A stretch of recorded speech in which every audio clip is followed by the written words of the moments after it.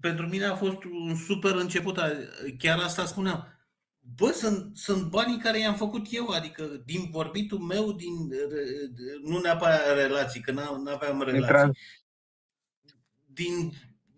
efectiv din socializarea mea cu omul și cum am spus, l-am făcut în așa fel încât să cumpere de la mine necunoscându-mă și pot să zic că prima mea comandă în Vindem a fost una greșită. Adică i-am greșit omului comanda, că neavând experiență în materiale de construcții, această comandă către producător a fost greșită. Asta e.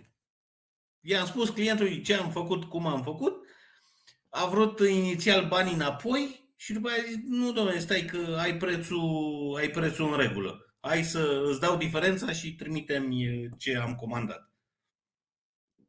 Deci asta o să o povestesc oricând. Învățăm, dragule.